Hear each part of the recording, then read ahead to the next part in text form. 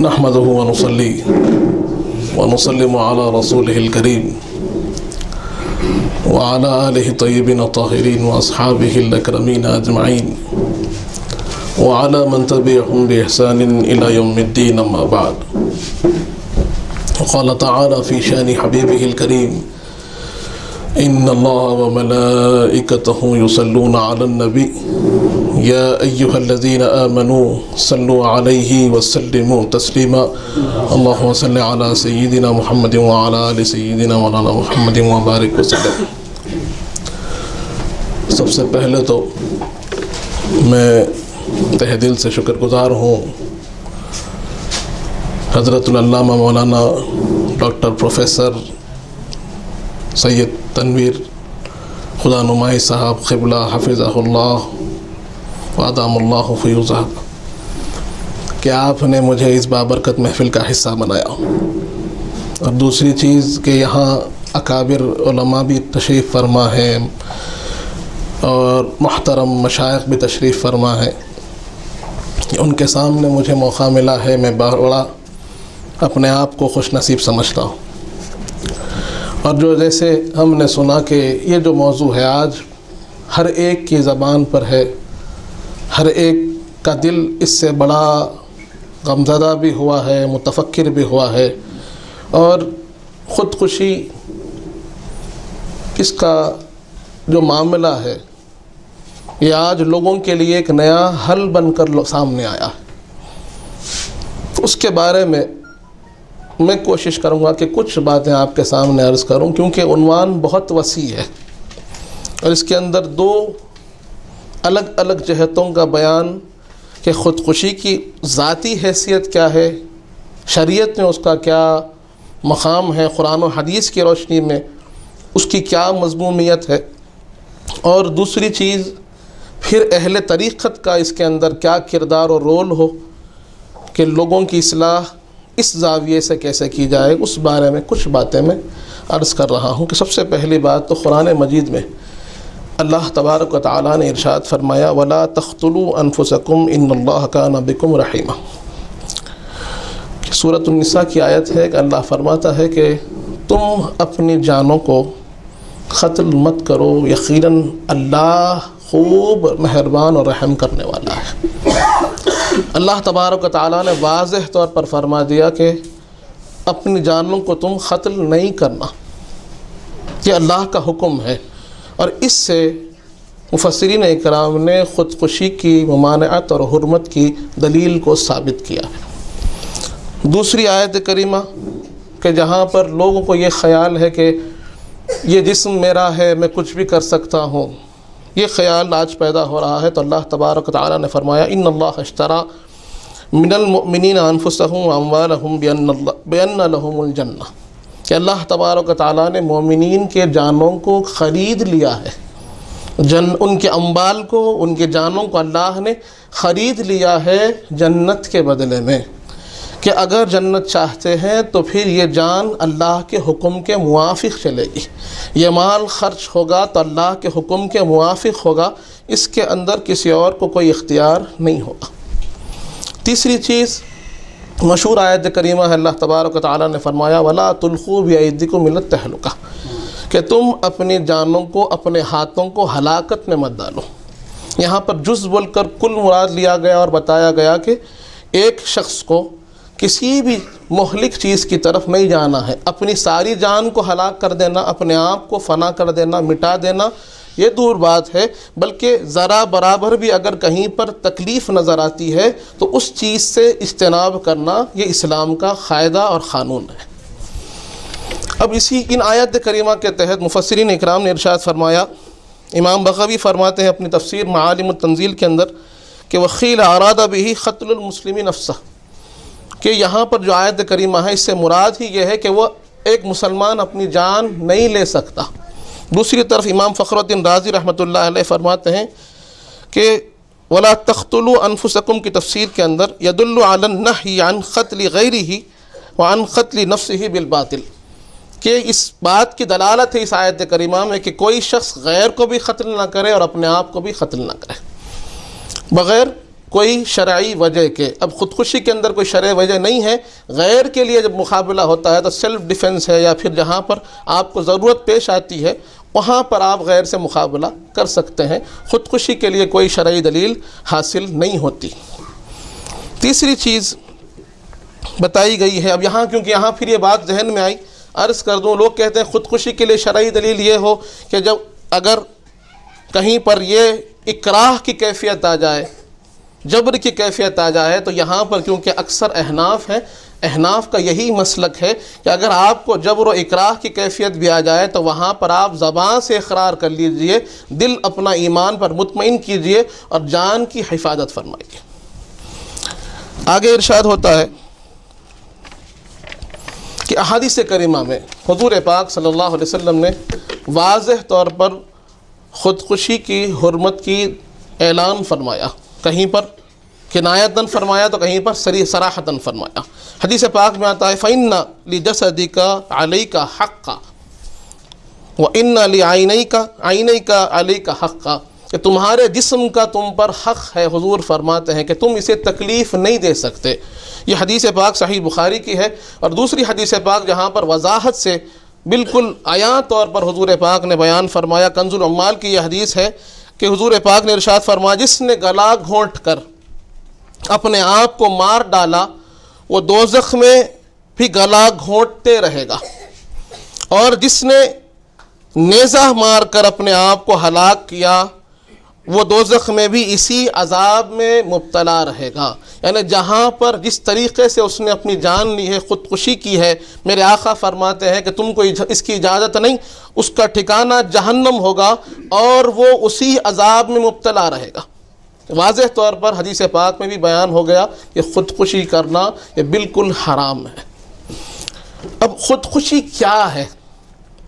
لوگوں کے ذہنوں میں تو یہ ہوتا ہے کہ خودکشی کا مطلب ہے کہ کوئی اپنی جان خود ہلاک کر لے، اپنے آپ کو خود مار لے. لغت میں خودکشی کے معنی اپنی جان خود لینا، اپنے آپ کو ہلاک کر لینا ہے. لیکن میں سمجھتا ہوں کہ خودکشی بزدلی اور کم ہمتی کی دلیل ہے. یہ کمزوری اور مایوس لوگوں کے لیے زندگی کے مسائل و مشکلات، آزمائشوں اور ذمہ داریوں سے راہ فرار اختیار کرنے کا ایک غیر اسلامی، غیر اخلاقی اور غیر قانونی طریقہ ہے. بدقسمتی سے اس وقت پوری دنیا کے محروم القسمت لوگوں میں اپنے ذمہ داریوں سے بے اعتنائی اور ایمان سے محرومی یا کمزوری کے باعث خودکشی کا رجحان آئے دن بڑھتا جا رہا ہے. مغربی ممالک میں تو اخلاقی اور سماجی نظام کے انتشار کے سبب خودکشی کے واقعات کا تناسب اتنا بڑھ گیا ہے کہ اب یہ آواز بلند کی جا رہی ہے کہ خودکشی انسان کا نجی حق تسلیم کیا جائے. یہ ان کا رجحان ہے کہ وہاں پر لوگوں نے یہ فائل کیا ہے، لوگوں کے درمیان میں یہ PIL فائل کیا گیا ہے کہ بتائیے کہ بھئی یہ ہمارا حق ہے، ہم جو چاہے کر لیں، کسی کو جینے کا حق ضرورت سمجھ میں نہیں آ رہی ہے تو اپنی جان لے لیں. یہ مغربی تہذیب ہے. لیکن کیونکہ اسی کے تحت علمی ادارہ، عالمی ادارہ WHO جو صحت کے لیے ہر ایک کام کو دیکھتا ہے، وہ کہہ رہا ہے کہ اس کا اعداد شمار کے مطابق دنیا بھر میں ہر سال 10 لاکھ لوگ خودکشی کرتے ہیں، اور یہ عدد ایکسیڈنٹ سے بھی زیادہ ہے. صرف ہندوستان اور چین میں پوری دنیا کے خودکشیوں کے 30% واقعات رونما ہو رہے ہیں حالیہ عرصے کے اندر. اب ایک یہ تو بات ہو گئی کہ شرعی نقطہ نظر کیا ہے خودکشی کا، وہ حرام ہے. مغربی تہذیب کیا کہتی ہے وہ بھی ہم نے دیکھ لیا. اب خودکشی کے اسباب کیا بنتے ہیں، وجہ کیا ہے، لوگ خودکشی کرتے کیوں ہیں، اس کو جاننے کی ضرورت ہے کہ اسباب کو اگر جانیں گے تو تدارک آسان ہوگا، سد باب آسان ہوگا. خودکشی کے اسباب اور ان کا تدارک، یہ سچ ہے کہ زندگی کے سفر میں کبھی ایسے موڑ بھی آتے ہیں جب انسان امید اور نا امیدی کے دو راہیں پر کھڑا ہوتا ہے. کیونکہ زندگی کا نشیب و فراز میں جہاں خوشی و مسرت کے نغمے ہیں وہیں غم و ماتم کے فسانے بھی ہیں. جہاں فرحت و سرور کے لمحے ہیں وہیں رنج و الم کے صدمے بھی ہیں. جہاں راحتوں کی سوغات ہے وہیں غموں کی برسات بھی ہے، جہاں فراخی اور خوشحالی کے اسباب ہے وہیں غربت و افلاس کے حالات بھی ہے۔ غرض کے زندگی کا فلسفہ پھول اور کانٹے، دھوپ اور چھاؤں کی عبارت ہے۔ ایسے ہی موقعوں پر کامیاب شخص وہ ہے جو ہمت و حوصلے کے ساتھ ان حالات کا ڈٹ کر مقابلہ کرے اور دل ہارنے کے بجائے استقامت و استقلال کا ثبوت پیش کرے۔ غور کیا جائے تو مسلمانوں میں خودکشی کی بڑھتی ہوئی شرح کے اسباب میں اہم و بنیادی سبب اسلام اور اسلامی تعلیمات سے دوری ہے۔ اللہ تعالیٰ نے قرآن مجید میں اپنے بندوں کے آزمانے کا ذکر فرمایا۔ اللہ تبارک و تعالیٰ فرماتا ہے وَلَنَبْلُوَنَّكُمْ بِشَيْءٍ مِّنَ الْخَوْفِ وَالْجُوعِ وَنَقْصٍ مِّنَ الْأَمْوَالِ وَالْأَنفُسِ وَالثَّمَرَاتِ وَبَشِّرِ الصَّابِرِينَ۔ سورہ بقرہ کی آیت بڑی واضح ہے۔ اللہ تبارک و تعالیٰ نے فرما دیا کہ یقیناً ہم اپنے بندوں کو آزمائیں گے، کبھی خوف کے ذریعے سے آزمائیں گے، کبھی ہم بھوک کے ذریعے سے آزمائیں گے، کبھی اموال کے نقصان کے ذریعے سے آزمائیں گے، کبھی جانوں کے نقصان کے ذریعے سے آزمائیں گے، اور اس کے بعد اللہ فرماتا ہے کبھی یہ ہوگا کہ تمہارے جو ثمرات ہے اس کے اندر تنخیص نظر آئے گی۔ اس کے بعد اللہ فرما رہا ہے وَبَشِّرِ الصَّابِرِينَ، صبر کرنے والوں کو بشارت دو۔ وہ بشارت کیا ہے؟ آگے ارشاد ہوتا ہے اِنَّ اللَّهَ مَعَ الصَّابِرِينَ، کہ اللہ صبر کرنے والوں کے ساتھ ہے۔ اور خودکشی کی بنیاد یہی ہے کہ جہاں صبر کا دامن ہاتھ سے چھوٹ جاتا ہے آدمی خودکشی کی طرف چلا جاتا ہے۔ تو اللہ تبارک و تعالی اپنے بندوں کو آزمائش میں ڈالتا ہے، اور جو اس آزمائش میں کامیاب ہوتے ہوئے ان کے لیے اللہ تعالیٰ کی جانب سے رحمتیں اور بشارتیں ہیں جو ابھی ہم نے سماعت کی۔ اور فی زماننا جو لوگ استقامت اور صبر سے نابلد ہیں وہ اس آزمائش میں ناکام ہوتے ہوئے ہونے کے باعث خودکشی کو راہ نجات تصور کر رہے ہیں، اور نہ صرف یہ کہ اپنا دنیاوی نقصان کرتے ہیں بلکہ اپنی آخرت بھی تباہ و برباد کر لیتے ہیں۔ انسان کو اللہ تعالیٰ پر مکمل بھروسہ ہونا چاہیے، اور یہ بات بھی یاد رکھنی چاہیے کہ سب تکلیفوں اور مصیبتوں کو ختم کرنے والی ذات صرف اور صرف اللہ تعالیٰ کی ذات ہے۔ صبر کا مظاہرہ کرنا چاہیے اور خودکشی کے اس قبیح فعل کے ارتکاب سے بچنا چاہیے، اور اسلامی تعلیمات پر عمل کرتے ہوئے تمام مصائب و مشکلات پر پرعزم ہو کر مقابلہ کرنا چاہیے، اور صبر کو اپنے ذات کو تھامے رکھنا چاہیے۔ اب یہاں پر اسباب بیان کرتے ہوئے پہلا جو بنیادی سبب ہے مسلم معاشرے کے اندر خودکشی کے عام ہونے کا، وہ یہ ہے کہ لوگ اسلامی تعلیم سے، قرآنی احکام سے، حضور پاک کے احکام سے نابلد ہے، دور ہے، اس لیے وہ خودکشی کا راستہ اختیار کرتے ہیں۔ اس کے اور کئی ماہرین نفسیات نے الگ الگ اس کے اسباب بیان کیے ہیں۔ ماہرین کا یہ ماننا ہے کہ خودکشی کے اسباب میں سب سے اہم جو سبب ہے وہ مایوسی ہے، ڈپریشن جسے کہتے ہیں۔ ڈپریشن کے اندر آدمی سب سے زیادہ آمادہ ہوتا ہے خودکشی کی طرف۔ جب آدمی دنیا سے مایوس ہو جاتا ہے تو پھر وہ خودکشی کی طرف آمادہ ہوتا ہے۔ اور مایوسی لاحق ہونے کے لیے پھر بتایا گیا ہے کہ دو قسم کے اسباب ہیں، دو سبب پائے جاتے ہیں من جملہ، ایک معاشی مشکلات اور دوسرا عائلی مصائب۔ پہلا معاشی مشکلات، جیسے ہم جانتے ہیں کہ جہاں پر فقر ہو، معاشی مشکلات سے مراد غربت، افلاس، بے روزگاری، محتاجی، مالی تنگی کے باعث قرضوں کا بوجھ۔ جب یہ چیزیں آدمی کو محسوس ہوتی ہیں، جب یہ ان مشکلات میں پڑ جاتا ہے، مال کا قرضہ لے لیا ہے ادا نہیں کر پاتا ہے، ذمہ داریاں ہیں نبھا نہیں پاتا ہے، اور بچوں کی جب تعلیم سامنے ہو اس کے لیے کوشش کرتا ہے پوری نہیں ہوتی ہے، تو وہاں پر پھر اس کے اندر مایوسی پیدا ہونے لگتی ہے، وہ پھر انفیریورٹی کمپلیکس کے اندر ڈپریشن کی طرف جانے لگتا ہے۔ اور یہ ایک بہت بڑا سبب ہے خودکشی کرنے کے لیے۔ اکثر لوگ مخروض ہوتے ہیں تو خودکشی کر لیتے ہیں، مایوس ہوتے ہیں تو خودکشی کر لیتے ہیں، اولاد کی ذمہ داریاں پوری نہیں کر پاتے خودکشی کر لیتے ہیں، یا پھر دوسروں کو دیکھتے ہیں کہ وہ ترقی کر رہا ہے اور میں وہیں پر رکا ہوا ہوں، تو پھر وہ خودکشی کا سبب بن جاتا ہے۔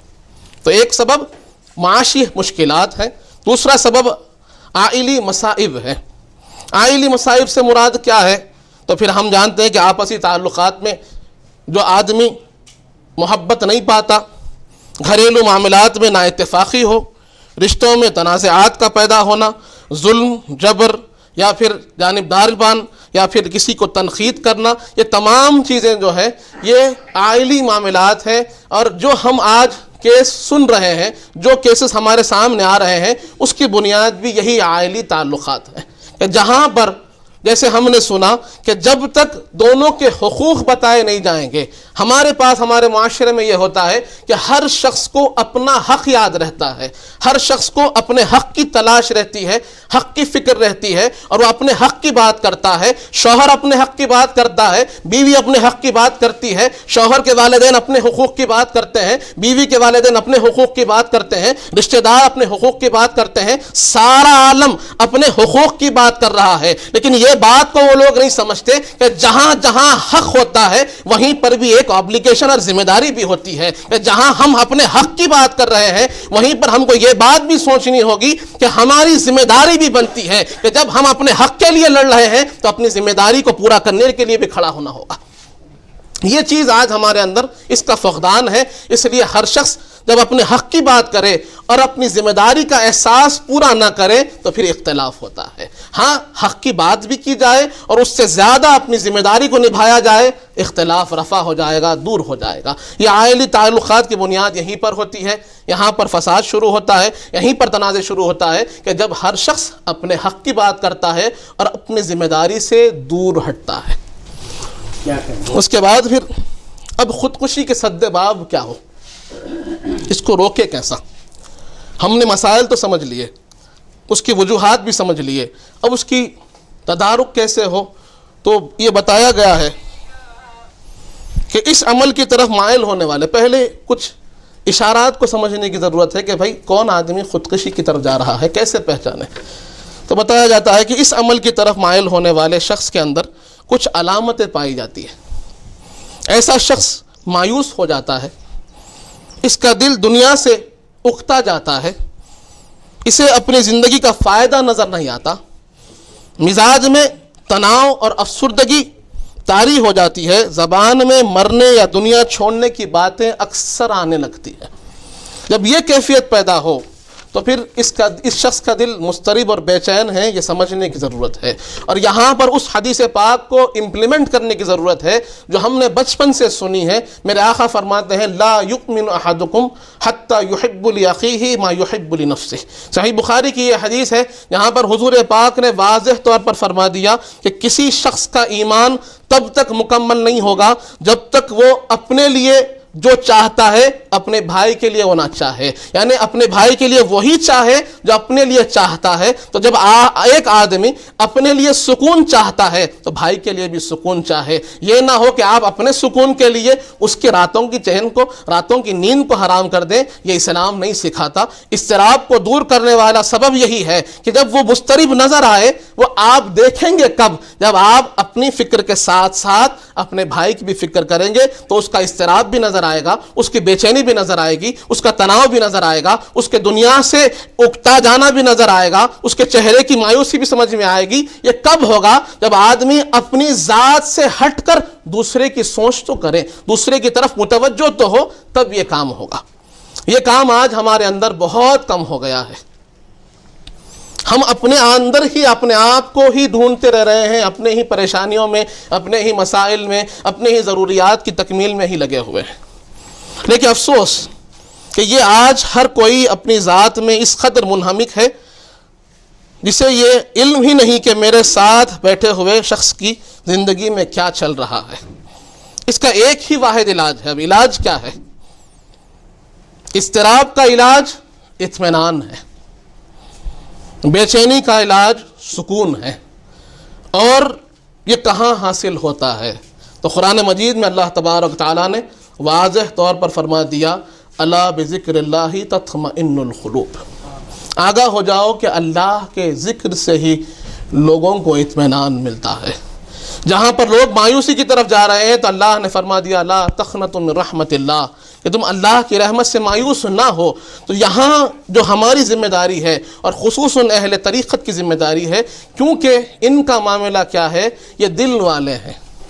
اہل طریقت ان کا تعلق دل سے ہوتا ہے، ان کی ساری محنت دل کے احوال کو سدھارنے کے لیے ہوتی ہے، ان کی کوشش یہی ہوتی ہے کہ دل کی کیفیات کیسے بدلے، آدمی کا دل کیسے مخلوق سے کٹ کر رب سے جڑے۔ تو یہاں پر سب سے زیادہ ضرورت ہے، کیونکہ خودکشی کی بنیاد بھی جسم سے نہیں ہے، جسم پر اثر تو بعد میں آتا ہے، وہ کیفیات تو دل میں ہی ابھرتی ہے، دل ہی مضطرب ہوتا ہے، دل ہی بے چین ہوتا ہے، دل ہی مایوس ہوتا ہے، تبھی یہ خودکشی کا قدم سر انجام پاتا ہے۔ تو اب اہل طریقت کی بات یہ ہے کہ وہ اس کے دل کو ٹٹولے کہ اگر کوئی مایوس آ جائے تو پھر اس کے اندر وہ رحمتوں کا ایسا ایک سمندر موجزن کر دے کہ وہ جان لے کہ اگر میں مایوس نظر آ رہا ہوں تو اللہ نے اعلان کر دیا کہ تم مایوس نہ ہو اللہ کی رحمت سے۔ اور اس کا راستہ کیا ہے؟ کبھی نظر نہیں آتا تو کیا کیا جائے؟ تو پھر یہ بتا دیں کہ اللہ فرما رہا ہے وَمَن يَتَّقِ اللَّهَ يَجْعَلْ لَهُ مَخْرَجًا۔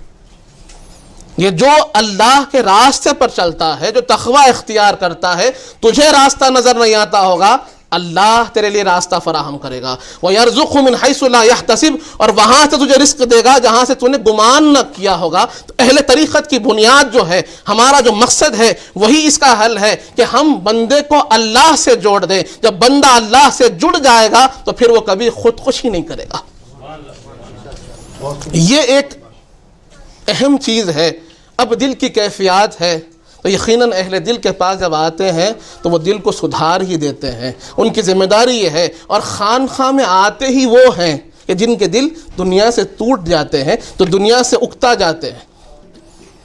اس بات کو سمجھنے کی ضرورت ہے۔ یقیناً میں نے تھوڑا وقت زیادہ لے لیا ہے، میری بات بھی ختم ہو چکی ہے، تو ہماری جو بنیاد ہے وہی بات عرض کر رہا ہوں کہ خانخواہ کی ذمہ داری یہ ہے کہ جب ہمارے پاس کوئی آئے تو پھر ہم اس کو اللہ سے جوڑ دیں، اس کی مایوسی کو اطمینان میں بدل دے اور اس منزل پر اس کو فائز کرتے جس کو اللہ نے فرمایا ہے کہ یا ایتھا النفس المطمئنہ ارجعی الی ربک راضیۃ مرضیہ، کہ وہ ہر حال میں اپنے رب سے راضی رہے، تکلیف ہو، تنگی ہو، مایوسی ہو، پریشانی ہو، وہ اللہ کی مرضی پر راضی رہے اور اس بات کو یاد رکھے کہ اللہ راستہ فراہم کرنے والا ہے، اللہ آسانی پیش کرنے والا ہے۔ یہی کچھ چند کلمات کے ساتھ آپ سے رخصت ہوتا ہوں۔ السلام علیکم۔